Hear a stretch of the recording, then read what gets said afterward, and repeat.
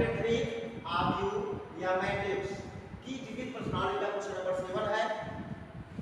x के किस मान के लिए मैट्रिक्स में है 1 2 1 और दूसरे वाले आव्यूह में है 1 2 0 2 0 1 1 0 2 और तीसरे वाले मैट्रिक्स में है 0 2 x इज इक्वल टू 0।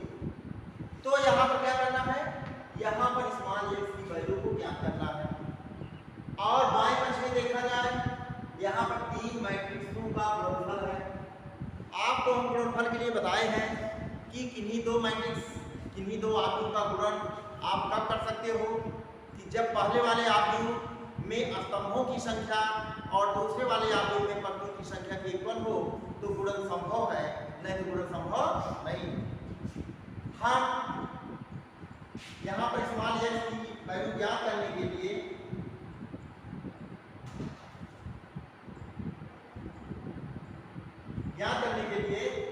यहाँ पर जो है दिया क्या है 1 2 1 और सेकंड मैट्रिक्स है 1 2 0 2 0 1 1 0 2 into 0 2 x is equal to 0। सबसे पहले दूसरे और तीसरे मैट्रिक्स में देखा जाए, दूसरा वाला मैट्रिक्स जो है इसका ऑर्डर क्या 3/3 है।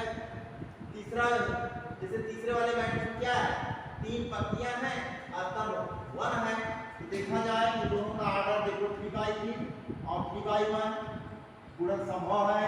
और गुणन के बाद किस टाइप का मैट्रिक्स बनेगा आपको बताए हैं कि जो बाहर वाले एलिमेंट बच रहे उसी टाइप का मैट्रिक्स बनेगा, अर्थात 3/1 के टाइप का मैट्रिक्स इनके गुणन के बाद बनना चाहिए दूसरे और तीसरे।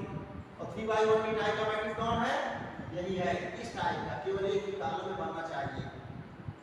इंप्लाइज दैट हो जाएगा 1 2 1 और अब जो है आप दूसरे वाले मैट्रिक्स में R1 के एलिमेंट को स्थिर कर लीजिए और तीसरे वाले मैट्रिक्स के C1 एलिमेंट में उनके संगत एलिमेंटों में गुणा करके जोड़िए, हो जाएगा 1 into 0 plus 2 into 2 plus 0 into x। इसके बाद अब हम R2 के एलिमेंट का C1 में गुणा करेंगे 2 into 0 प्लस 0 into 2 प्लस यहाँ पर 1 into x। इसके बाद R3 का एलिमेंट यहाँ पर 1 into 0 plus 0 into 2 plus 2 into x is equal to 0।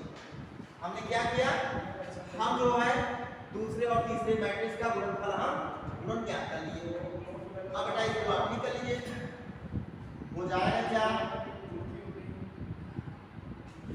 1 to 1 और बचा क्या देखो 0, यहाँ पर भी 0 4 आएगा 4। इसके बाद 2 into 0 0 आएगा, 0 into 2 0 आएगा, 1 into x आएगा पड़ेगा x। इसके बाद तीसरे वाले एलिमेंट में इसकी वैल्यू 0 इसकी वैल्यू 0 हो गया 2x इज इक्वल टू 0। आप देखिए गुणन के बाद किस टाइप का मैट्रिक्स बना, ये 3/1 के टाइप का मैट्रिक्स बना। अब ये दोनों का गुणन संभव है कि नहीं, संभव है।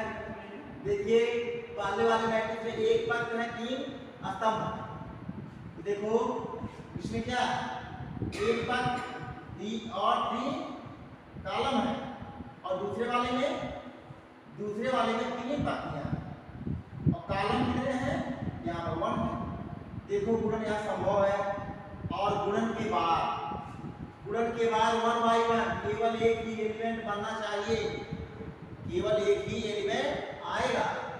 इंप्लाइज दैट इनका गुणा करिए आप, हो जाएगा R1 के सभी एलिमेंटों का C1 के संगत एलिमेंटों में गुणा करिए, हो जाएगा 1 into 4 plus 2 into x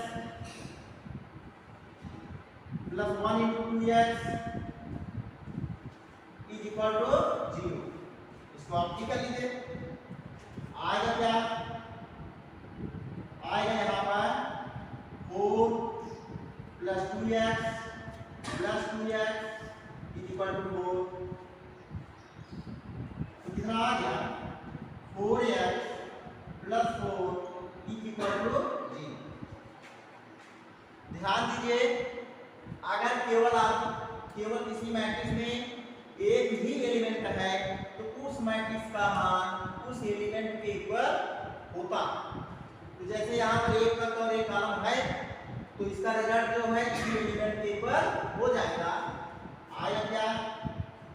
2x plus 4 is equal to 0 implies that 2x is equal to -4 implies that x की वैल्यू आएगी -2। यही आंसर है। हमको जो है इसमें स्मॉल x की वैल्यू को ज्ञात करना था। इसके बाद अगला क्वेश्चन है, क्वेश्चन नंबर 1 है, यदि matrix A is equal to 3 1 -1 2 हो तो सिद्ध कीजिए कि a square -5a plus 7i is equal to O है। यह शून्य आव्यूह है। तो यहाँ पर हमको सत्यापित क्या करना है? सिद्ध कीजिए a square -5a plus 7i एक शून्य आव्यूह है। आप सबसे पहले विचार किया जाए, दिया है मैट्रिक्स A से a स्क्वायर कैसे आएगा? a से a स्क्वायर आएगा, a square equal to a to a। I क्या है? इकाई अथवा दशमलव आव्यूह है। किस टाइप का आव्यूह को देखने से लग रहा है 2/2 का रहेगा। तो बेटा यहाँ 2/2 का इकाई अथवा दशमलव आव्यूह होगा 1 0 0 1। अब सबसे पहले हम a से a स्क्वायर प्राप्त करें। तो बेटा यहाँ पर a square is equal to a into a, इसे हम लिख सकते हैं 3 1 -1 2 इंटू a 3 1 -1 2। अब यहाँ पर 2/2 के टाइप का मैट्रिक्स है, इसका गुणनफल आप याद कर लीजिए। 2/2 के टाइप के मैट्रिक्स में 2/2 का जो गुणन के बाद आव्यूह बनेगा, मैट्रिक्स बनेगा, वो भी 2/2 के टाइप का रहेगा। क्यों? क्योंकि देखिए जैसे पहले वाले मैट्रिक्स का 2/2 ऑर्डर है, दूसरे वाले मैट्रिक्स का 2/2 ऑर्डर है। गुणन संभव है, लेकिन गुणन के बाद 2/2 के टाइप का मैट्रिक्स बनना चाहिए। हो जाएगा क्या? यहाँ पर R1 के एलिमेंट, पहले वाले आव्यूह में R1 के एलिमेंट को स्थिर कर लीजिए और दूसरे वाले मैट्रिक्स के C1 के संगत एलिमेंटों में पूरा करिए। हो जाएगा 3 into 3 आएगा 9 और इसके बाद यहाँ माइनस और 1 into 1 -1। इसके बाद फिर R1 का पूरा करिए C2 में 3 into 1 3 प्लस 1 into 2 2। फिर R2 का पूरा करिए, R2 का पूरा करेंगे तो -1 into 3 -3 2 into -1 -1 into 3 में -3 2 into -2 इसके बाद जो है -1 into 1 -1 प्लस 2 into 2 4। हम लोग a स्क्वायर की वैल्यू प्राप्त करें। a स्क्वायर की वैल्यू आ गई 9 -1 में 8 3 प्लस 2 में 5 -5 3 आएगा। अब यहाँ पर ध्यान क्या करना है? हम लेते हैं कौन पक्ष? हम लेते हैं यहाँ पर लेफ्ट हैंड।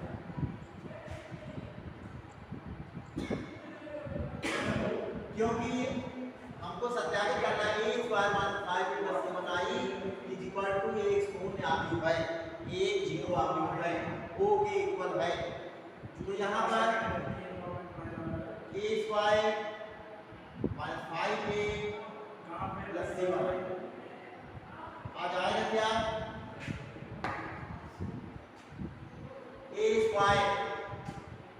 स्क्वायर की वैल्यू कितना है 8 5 माइनस 5 3 माइनस 5 इंटू ए माइनस 5 इंटू ए की वैल्यू कितना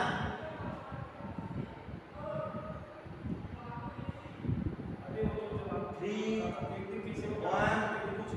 माइनस 1 2 प्लस 7 आई जो है 1 0 0 1। आप सबसे पहले दूसरे और तीसरे मैट्रिक्स में जो शून्येतर संख्या है वो अचर राशि उसका इनपुट कर लीजिए आप। हो जाएगा 8 5 माइनस 5 3। इधर हम जो है यहाँ पर माइनस 5 वैल्यू कर रहे हैं, यहाँ पर हम कर दे रहे हैं प्लस। हो जाएगा minus 15 minus 5 plus 5 minus 10 plus इधर हो जाएगा 7 इंटू 1 7 7 इंटू 0 0 7 इंटू 0 0 7। अब देखा जाए आप क्यों पर संख्याएं बताए थे कैसे दो या दो से अधिक आव्यूह का हम योगफल ज्ञात करते हैं, उनका अंतर कैसे निकालते हैं, आव्यूह में शून्येतर संख्या का या अचर राशि का गुणा कैसे करते हैं। तो हम जो है आव्यूह का योगफल तभी ज्ञात कर सकते हैं जब वो समान ऑर्डर का हो, समान कोट क्या हो। तो देखा जाए तीनों मैट्रिक्स का ऑर्डर क्या 2/2 ही है। इनके संगत एलिमेंटों को हम क्या करेंगे, चिन्ह के साथ ऐड कर देंगे। हो जाएगा क्या 8 माइनस 15 प्लस 8 माइनस 15 प्लस 7। इसके बाद 5 minus 5 plus 0 minus 5 plus 5 plus 0। इसके बाद 3 माइनस 10 3 माइनस 10 प्लस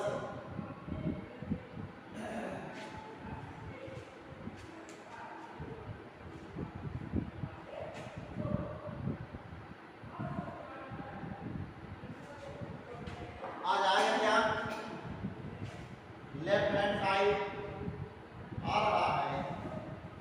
देखा जाए 8 और 7 15 में से 15 0 आएगा। 5 माइनस 5 0 माइनस 5 प्लस 5 0 और 7 प्लस 3 10 10 माइनस 10 0। और यही हमको सत्यापित भी करना था कि सिद्ध कीजिए यह एक पूर्ण आव्यूह है is equal to O is equal to O is equal to right hand side. हमको यही सत्यापित करना। इसके बाद अगला क्वेश्चन है, क्वेश्चन नंबर आपका है क्वेश्चन नंबर 13।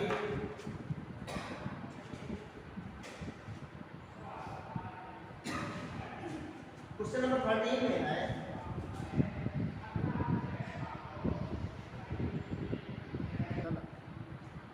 इसके बाद क्वेश्चन नंबर 13 है यदि a is equal to alpha beta gamma minus alpha इस प्रकार है कि a square equal to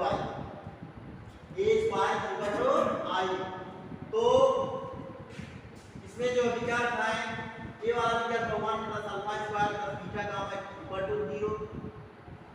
be वाला विकल्प है 1 minus alpha square plus beta gamma equal to 0। C वाला विकल्प है 1 minus alpha square minus beta gamma equal to 0 और डी वाला 1 plus alpha square minus beta gamma equal to 0। तो इसमें जो है देखो दिया क्या है, दिया है मैट्रिक्स ए से ए स्क्वायर आप प्राप्त करिए। ए स्क्वायर कैसे आएगा, ए टू ए से आएगा। ए टू ए से आप ए स्क्वायर प्राप्त कर लीजिए और इसके बाद कंडीशन दिया है ए स्क्वायर इक्वल टू वाई। इसी से आप जो है इसी वैल्यू को प्राप्त कीजिए। दिया क्या है, दिया है A equal to alpha beta gamma minus alpha. तो बेटा इससे हम प्राप्त करते हैं ए स्क्वायर कैसे आएगा, ए टू ए से आएगा।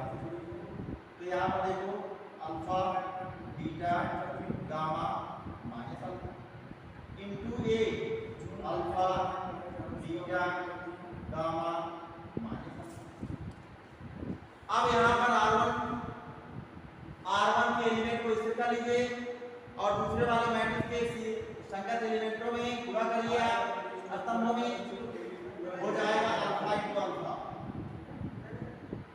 अल्फा इंटू अल्फा सीधे लिख रहे हैं alpha square plus beta gamma.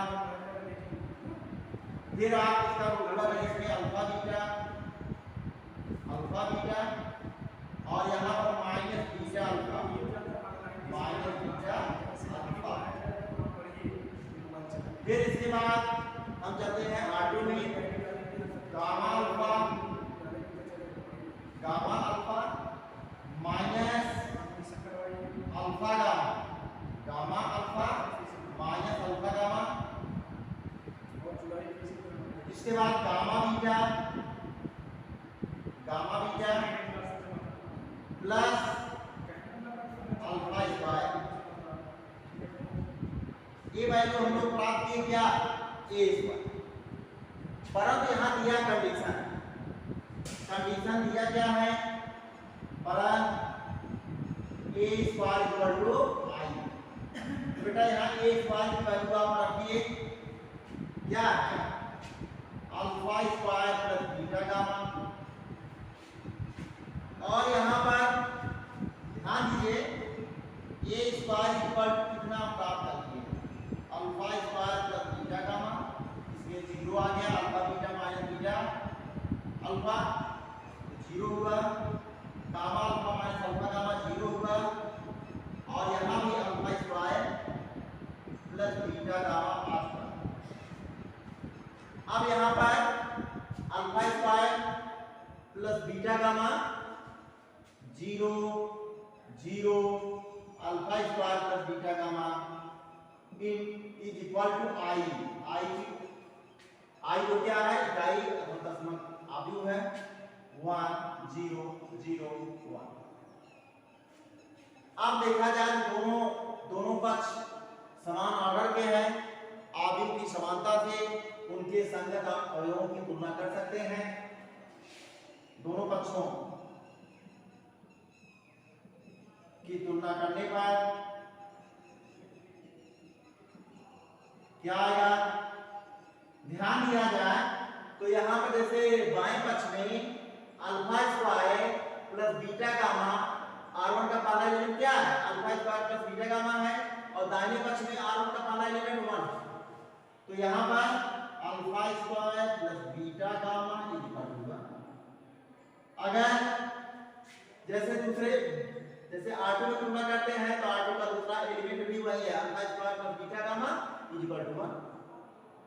तो अब यहाँ पर विकल्प हमको जो है दाहिने पक्ष में जीरो लाना है, इसको हम कर सकते हैं क्या, अगर बाएं पक्ष के एलिमेंट को दाहिने पक्ष में कर दिया जाए हो जाएगा क्या 1 minus alpha square minus beta gamma equal to 0। यही जो है इसका आंसर होगा। देखा जाए कौन सा विकल्प सही है, इसका सी वाला विकल्प सत्य है। अतः विकल्प सी सत्य है, यही आपका आंसर है। इस आधार पर जो है आप लोग प्रश्नावली के अन्य क्वेश्चन के साथ कीजिएगा।